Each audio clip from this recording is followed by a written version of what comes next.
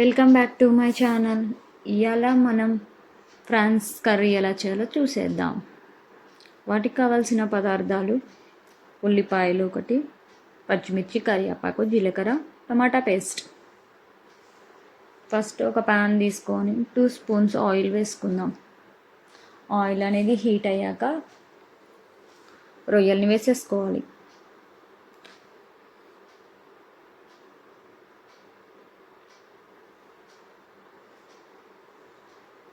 రొయ్యల్ని మాత్రం ఫుల్గా ఫ్రై చేసుకోవాలండి. అవి తొందరగా అస్సలు ఉడకవు.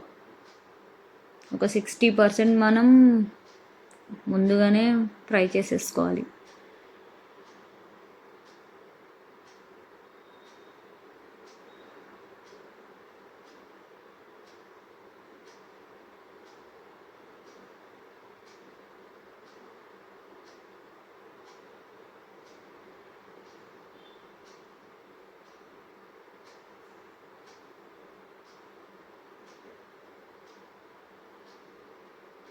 ఒక స్పూన్ పసుపు, ఒక స్పూన్ ఉప్పు వేసుకోవాలి. ఉప్పు వేయడం వల్ల రొయ్యల్లో ఉండే వాటర్ అనేవి బయటకు వచ్చేస్తాయి. ఆ వాటర్తోనే అవి మ్యాక్సిమం 60% ఉడికిపోతాయి.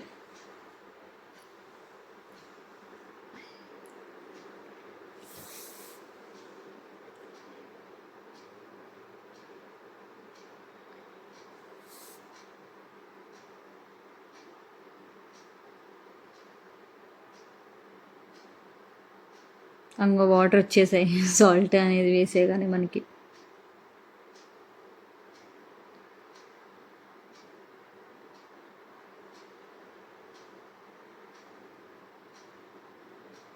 అవి మ్యాక్సిమం ఉడికిపోయాయండి.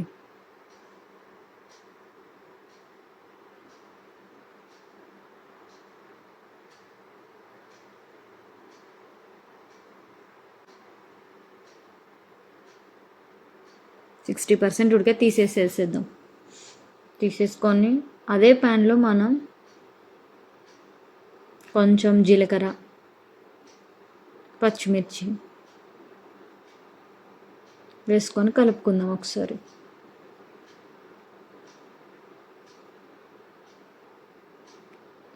తర్వాత ఒక రెమ్మ కరివేపాకు, ఉల్లిపాయలు వేసుకుందాం.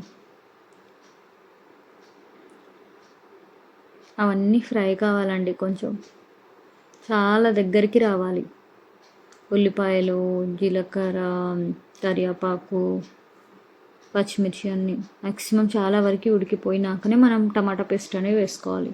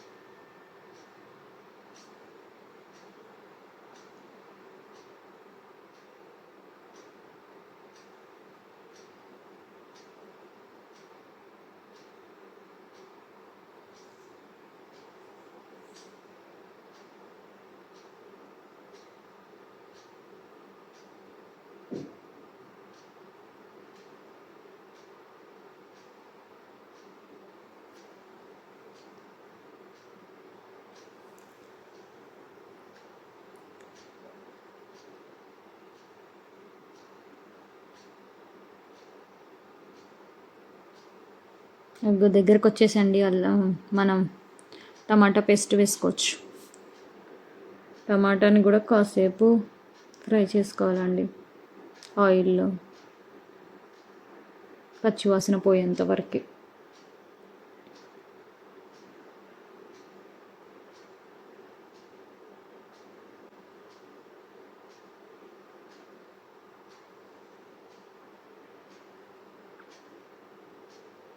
పసుపు,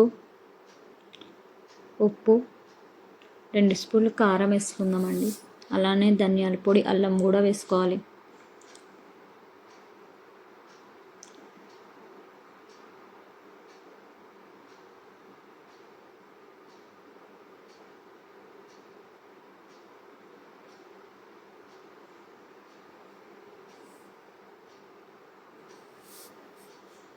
ఫ్రాన్స్లో ఏం మసాలాలు యూస్ చేయక్కర్లేదండి. ఓన్లీ ఉప్పు, కారం, పసుపు, అల్లం వెల్లుల్లి పేస్ట్, ధనియాల పొడి సరిపోతుంది మనకి. చాలా టేస్టీగా వస్తుంది. ఇవన్నీ ఒకసారి కలుపుకుందాం. అల్లం పేస్ట్ కూడా వేసేసుకొని ఒకసారి కలిపేసుకుందాం. కలిపేసుకొని ఒక 2 మినిట్స్ నుంచి మనం ఫ్రాన్స్ అనేవి షిఫ్ట్ చేసుకోవచ్చు ఇల్లుకి.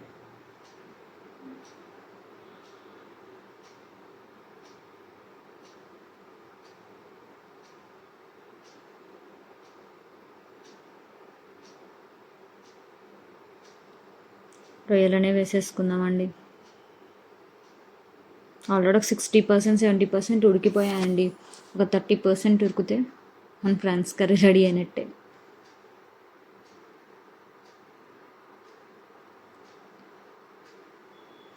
కొత్తిమీర, పుదీనా కూడా వేసేసుకుందాం.